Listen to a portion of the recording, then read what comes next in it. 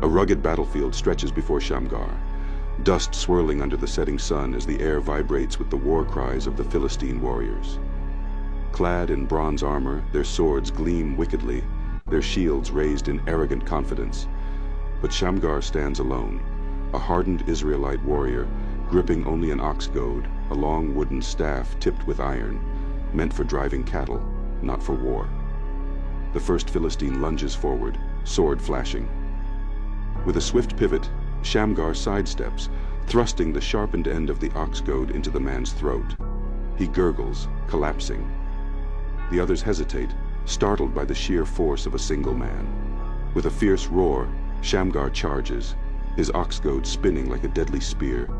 He slams it into a warrior's gut, then whips it around to crack another's skull. Blood sprays.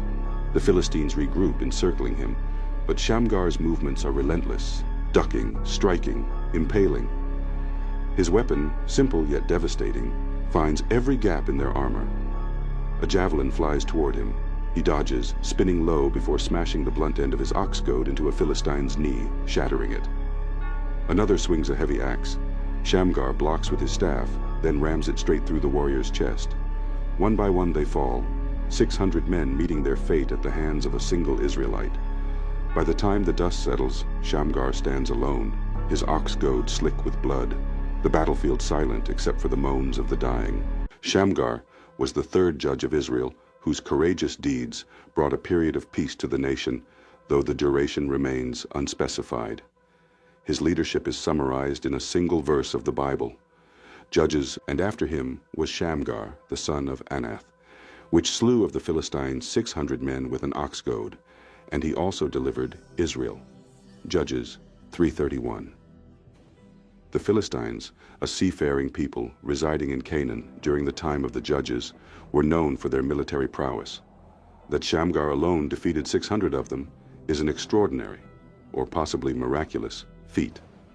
An ox goad, a sturdy wooden rod about 8 feet long, was traditionally used to prod oxen when plowing fields.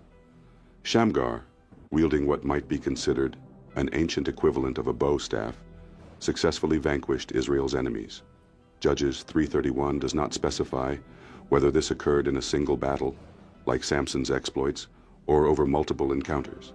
Samson is the only other judge recorded to have demonstrated similar extraordinary strength, eventually overshadowing Shamgar's legacy. Shamgar is also briefly mentioned in Judges 5:6, in the Song of Deborah and Barak. In the days of Shamgar, son of Anath, in the days of Jael, the highways were abandoned. Travelers took to winding paths. This suggests that during his time, fear and insecurity plagued the land, likely due to Philistine oppression and possibly threats from other adversaries. Beyond this, little is known about Shamgar. He served as a transitional leader between Ehud and Deborah. His story highlights how God used a single individual with a simple weapon to rescue his people from oppression. This account remains a powerful reminder that one person's actions, when guided by God, can have a far-reaching impact. Moreover, it demonstrates how God often chooses unlikely individuals to accomplish significant victories, bringing glory to his name.